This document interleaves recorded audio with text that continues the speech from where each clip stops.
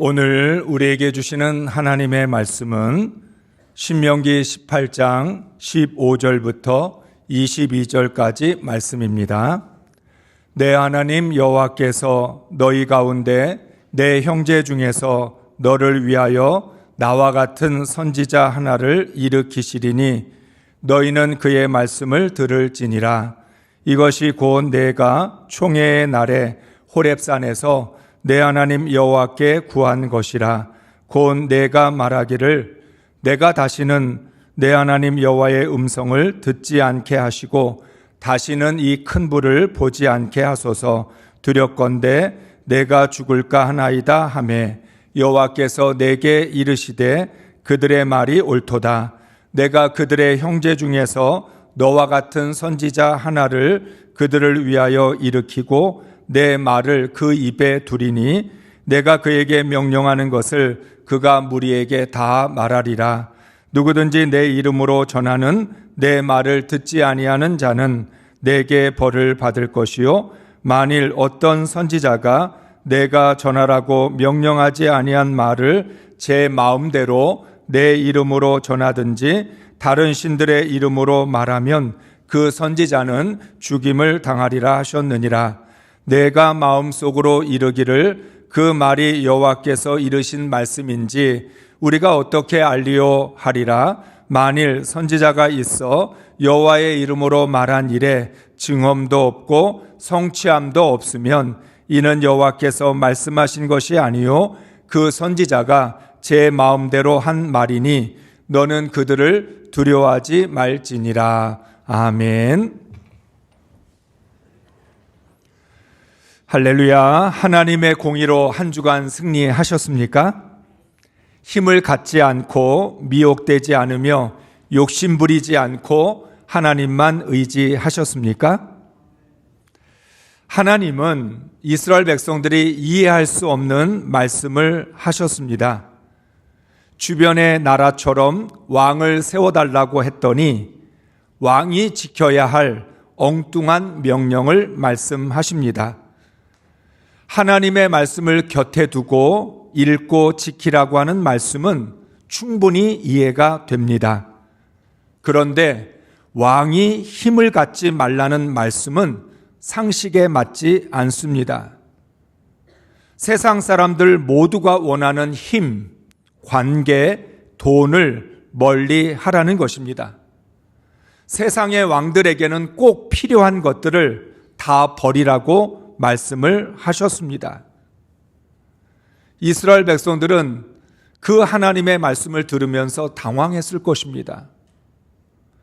세상의 왕들처럼 우리에게도 왕을 달라 그렇게 요청을 했는데 이스라엘의 왕은 세상의 왕들이 하는 일들을 할 수가 없는 거예요. 군마를 많이 갖지도 말아야 되고 아내를 많이 두지도 말아야 되고 자기를 위하여 은금을 쌓아두지도 말아야 합니다. 말씀을 드렸던 것처럼 아내를 많이 둔다라고 하는 건 다른 나라와의 관계를 맺는 일이죠. 바꿔 말하면 관계를 맺지 말라고 하는 것입니다. 이스라엘의 왕은 공의로 하나님 나라를 세워야 할 사람이기 때문에 그렇습니다. 모두가 원하고 바라는 것을 하지 말아야 합니다. 그리고 사람들이 하기 싫어하는 것을 해야 합니다.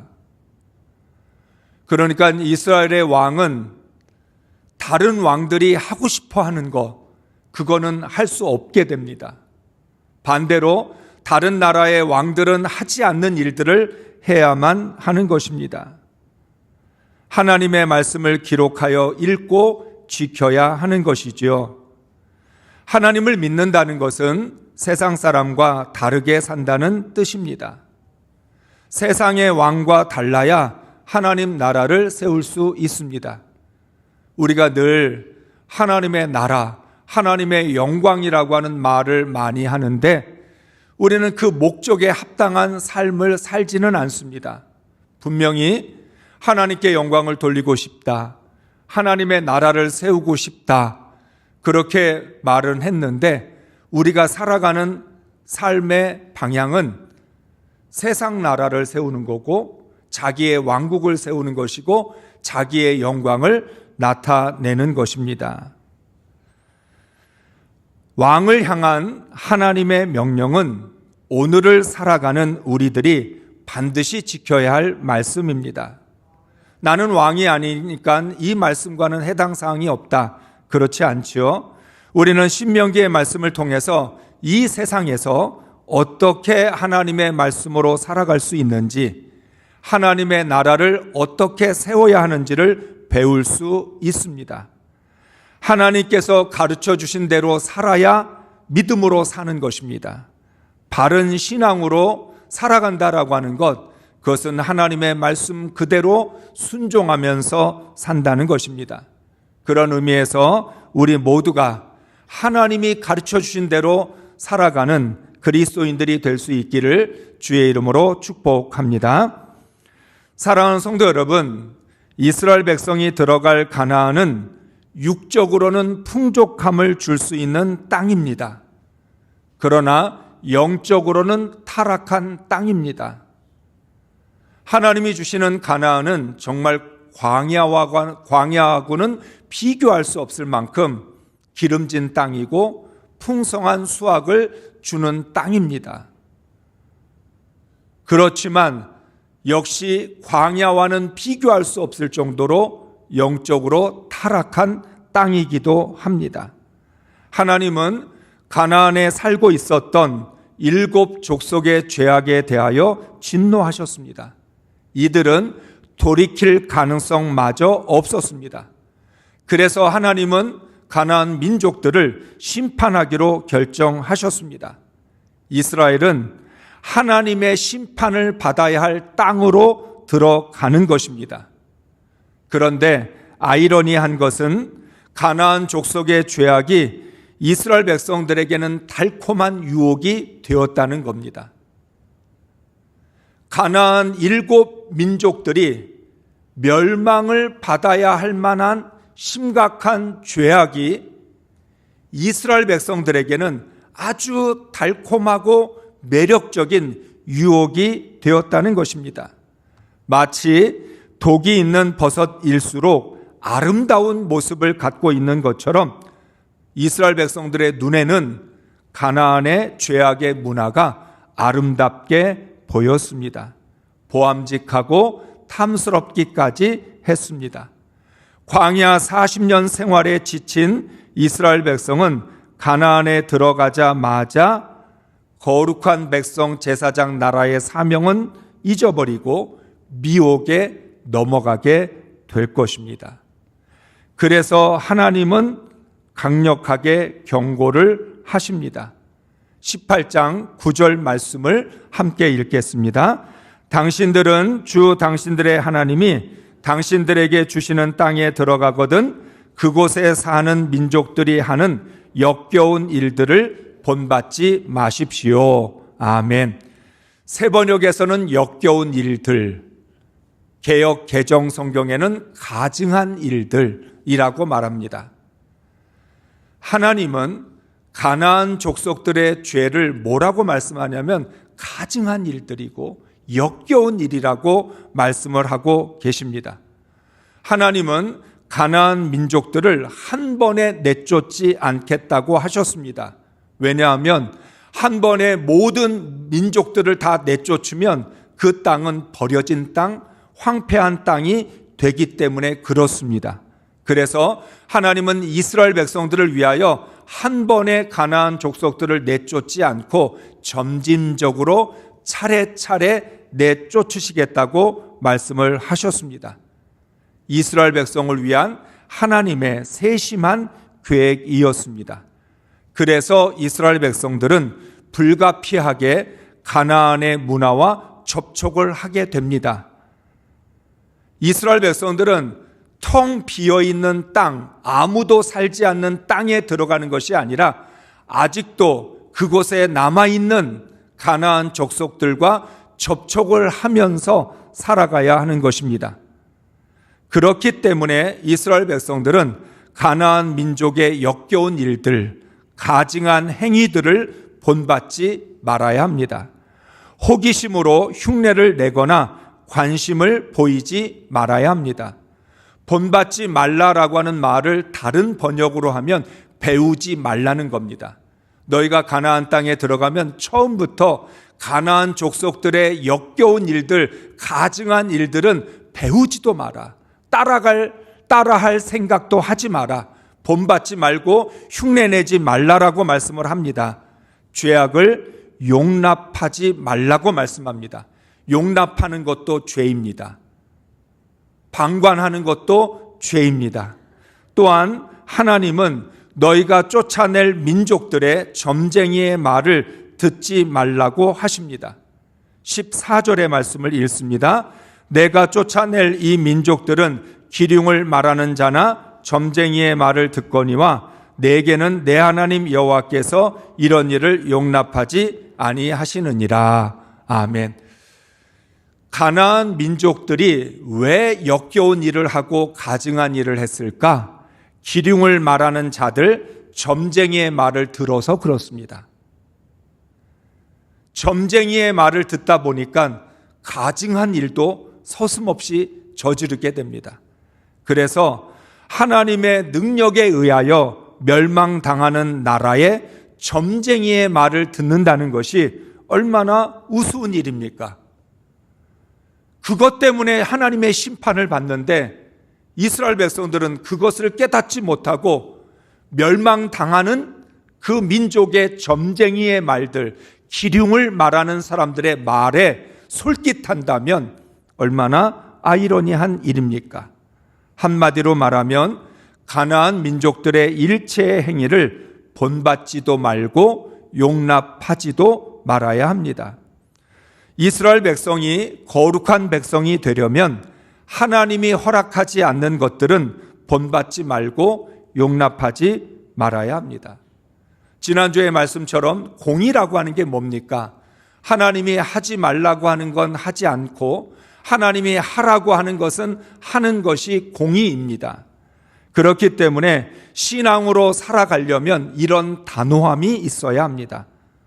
하나님이 허락하지 않는 것, 하나님이 원하시지 않는 것, 나는 그것을 흉내도 내지 않고 용납하지도 않고 따라가지도 않겠다라고 하는 결단이 있어야 합니다. 하나님이 기뻐하지 않는 것은 아무리 내가 좋아해도 용납하지 말아야 합니다. 내 눈에 보이는 것을 쫓아가고 내 귀에 들리는 대로 행동하지 말아야 합니다. 하나님을 믿는다는 건, 하나님의 자녀가 된다라고 하는 건 오직 하나님만 본받겠다고 결단했다라고 하는 뜻입니다. 하나님께서 우리를 의롭다라고 인정해 주신 것은 하나님을 본받으며 살라는 뜻입니다. 아직은 부족해도 주님을 본받고 하나님의 뜻만 용납하면서 살아갈 것이기 때문에 의인인 것입니다. 하나님은 공의로 하나님 나라를 세워야 할 이스라엘 백성들에게 가나안의 역겨운 일들을 절대로 본받지 말고 용납하지 말라고 명령하셨습니다. 그렇다면 이스라엘은 무엇을 해야 될까요? 13절의 말씀입니다. 같이 읽습니다. 너는 내 하나님 여호와 앞에 완전하라. 아멘. 하나님이 이스라엘 백성들에게 요구하신 건 너는 하나님 앞에 완전하라. 우리가 어떻게 완전할 수 있지요? 완전할 수 없는 존재인데, 그런데 하나님은 하나님 앞에서 완전하라고 말씀합니다. 공의란 하나님 앞에서 완전한 것입니다. 사람 앞에서 완전한 것이 아니라 하나님 앞에서 완전한 것입니다. 그렇지만 우리는 불완전합니다. 우리가 어떻게 완전할 수 있겠습니까? 하나님의 공의를 따를 때 완전할 수 있습니다. 나의 불완전함은 하나님의 말씀에 순종할 때 완전해질 수 있는 것입니다. 우리는 불완전해요. 맞아요. 우리는 연약해요. 우리는 넘어져요. 아직도 우리는 의인의 모습을 완전히 갖추지 못했습니다. 그러나 그런 불완전한 가운데에서도 하나님의 공의를 따르고 하나님의 말씀을 따르면 완전해지는 은혜가 있게 된다는 것입니다. 쉽게 말하면 결과로서의 완전함이 아니라 과정에서의 완전함입니다. 우리가 의롭게 되었다라고 하는 것, 하나님이 우리에게 하나님 앞에서 완전하라고 하는 것은 결과로 네가 완전해졌다 이런 뜻이 아니라 네가 아직도 불완전하기 때문에 완전함을 추구하는, 완전함의 방향으로 나아가는 삶을 지속적으로 살아가라고 하는 뜻입니다. 우리가 구원을 받아 의롭다 인정을 받았는데 우리도 잘 알고 있습니다. 나는 생각만큼 의롭지 않아. 나는 아직도 의로움과는 거리가 멀어. 도대체 왜 나 같은 사람을 하나님은 의롭다라고 인정해 주셨을까? 우리는 그런 생각합니다. 하나님이 우리를 의롭다라고 인정해 주신 건 결과로서 완벽하고 의롭기 때문에 의롭다고 인정하신 것이 아니라 이제부터 너는 의로움을 추구하는 삶을 살아가고 하나님 앞에서 완전해지기를 소망하면서 살아가라고 하는 의미로 의롭다 인정해 주신 것입니다. 방향과 자세의 완전함입니다. 너의 태도, 너의 자세, 너의 방향이 이제부터는 완전함으로 하나님의 공의로 나아가야 한다라고 하는 뜻입니다. 하나님께로 나아가며 거룩히 여기는 자세를 갖는 것이 하나님 앞에서 완전하다라고 하는 뜻입니다. 하나님은 이스라엘 백성이 하나님 앞에서 완전할 수 있도록 지도자를 세워주셨습니다. 왕, 제사장, 선지자입니다. 하나님께서 이스라엘에게 세상과 똑같은 왕과 제사장과 선지자를 주신 것은 이 왕과 제사장과 선지자는 다른 나라의 왕들처럼 군림하거나 백성들을 지배하는 위치에 있는 것이 아니라 이 백성들이 하나님 앞에 완전함으로 나아갈 수 있도록 이끌어주고 도와주고 인도해주는 그런 사명이 있다는 거예요.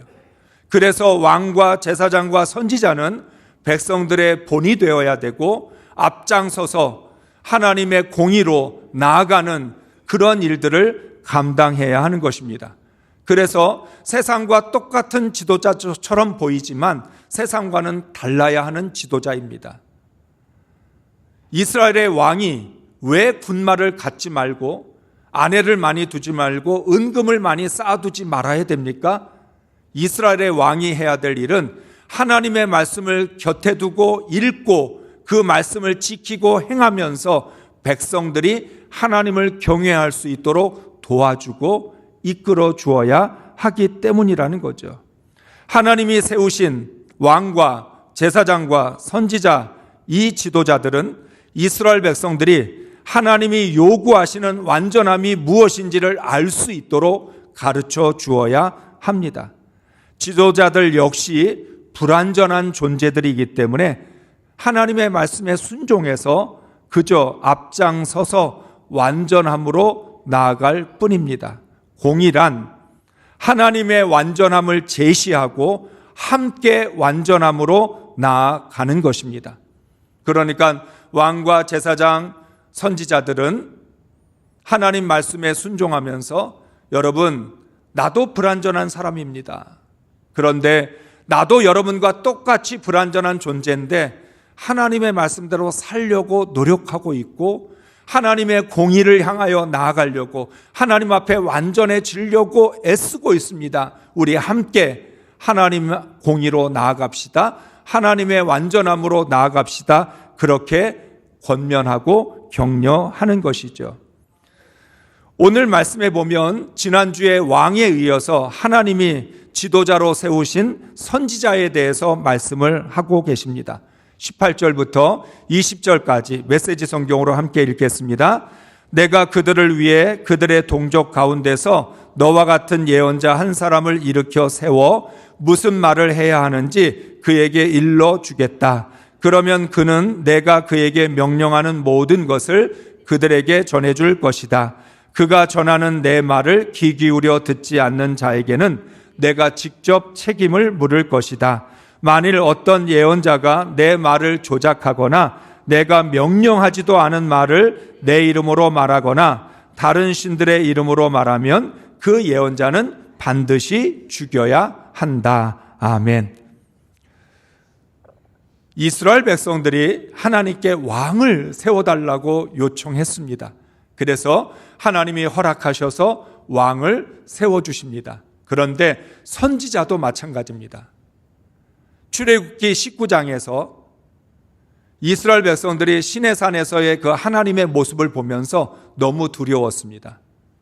하나님의 음성을 듣고 불 가운데 나타나시는 그 하나님, 그리고 하나님의 임재, 그런 모습들을 보면서 그때 이스라엘 백성들이 뭐라고 요청하냐면 모세에게 우리는 하나님을 감당할 수가 없습니다. 하나님을 만나면 죽을까 두렵습니다. 하나님이 직접 말씀하지 않고 당신에게 말씀을 해서 당신이 우리들에게 하나님의 말씀을 전해주면 좋겠습니다. 우리는 하나님을 만날 수가 없습니다. 감당할 수 없습니다. 그렇게 이야기를 했습니다. 그래서 오늘 신명기 18장에서 말씀을 합니다. 너희가 그렇게 요구를 했기 때문에 내가 그 요구를 들어서 모세와 같은 선지자를 세워 그들을 통해서 내 말을 전하겠다라고 말씀을 한 것입니다. 오늘 우리가 읽고 있는 개역 개정에는 선지자라고 하고 메시지 성경이나 새번역 성경에는 예언자라고 말을 합니다. 우리는 두 단어를 같이 사용하려고 합니다. 하나님은 모세와 같은 선지자, 모세와 같은 예언자를 세우십니다. 예언자는 하나님이 명령하는 모든 것을 그대로 전해야 합니다. 선지자가 하나님이 말씀하지도 않은 말을 하나님의 이름이라고 그렇게 하나님을 사칭해서 말하면 하나님으로부터 심판을 받습니다. 그러니까 하나님께서 선지자를 세우시기로 결정하시고 뭐라고 말씀하냐면 선지자는 하나님의 말씀만 전해야 된다. 하나님이 말씀하지도 않은 말씀을 하나님의 이름으로 혹은 다른 신들의 이름으로까지 하나님의 말씀이라고 그렇게 하면서 전하면 그 선지자는 하나님 앞에 죽임을 당하게 될 것이라고 경고하십니다. 선지자는 하나님의 스피커일 뿐입니다. 말씀은 하나님이 하십니다. 그런데 하나님의 말씀이 어디를 통해서 나가요? 선지자의 입을 통해서 나갑니다. 선지자는 하나님의 스피커일 뿐이에요. 하나님이 말씀하시면 선지자의 입을 통해서 백성들에게 그 하나님의 말씀이 들리는 것입니다. 그러니까 선지자는 하나님의 말씀을 그대로 전하면 됩니다. 하나님께서 예언자의 입술에 넣어주시는 그 말씀, 그 입에 넣어주시는 그 말씀을 전하면 됩니다. 선지자는 생각할 필요 없습니다. 자기가 판단할 이유도 없습니다. 자신의 감정에 사로잡힐 필요도 없습니다. 하나님이 주시는 말씀, 하나님이 내 입에 넣어주시는 말씀은 스피커이기 때문에 그대로 전하면 되는 거지, 이 말씀을 전하면 백성들이 들을까 안 들을까, 이 말씀이 정말 내 생각에는 안 맞는 것 같고 우리 성도들의 형편에는 안 어울리는 것 같은데 이 말씀을 꼭 전해야 될까, 이렇게 자기가 판단하거나 어떤 결정을 할 이유가 없다는 거예요. 따라서 예언자는 하나님의 말씀을 전했을 때 그 말씀을 통하여 놀라운 하나님의 능력이 나타났다고 해도 자랑할 것이 하나도 없습니다. 선지자가 말해서 능력이 나타난 게 아니고 하나님이 말씀하셔서 하나님의 능력이 나타난 것이니까 선지자는 자기가 스피커 역할을 했다고 그것이 내 능력인 줄로 착각해서도 안 된다는 것입니다. 그러므로 예언자에게 가장 중요한 것은 얼마나 정확하게 하나님의 말씀을 전하느냐는 것입니다. 하나님이 주신 말씀 거기에 가감하지 말고 하나님의 말씀을 왜곡하거나 변질시키지 말고 하나님이 주신 말씀 그대로 내 생각이나 감정은 배제하고 하나님의 말씀을 정확하게 전달해야 한다는 것입니다. 말씀을 전하는 상대방들, 백성들의 모습을 보면서 백성들이 이 말씀을 듣지 않으면 어떻게 하나, 어떤 그 듣는 사람들을 향한 선입견도 버려야 합니다. 메시지 성경은 이러한 표현을 뭐라고 얘기하면 조작하지 말라고 합니다. 하나님의 말씀을 조작하거나 하나님의 말씀을 네가 판단하면 안 된다. 조작이라고 하는 단어를 사용합니다. 하나님의 말씀은 가감하거나 조작하거나 왜곡하거나 변질시키거나 그 어떤 것도 할 수 없습니다.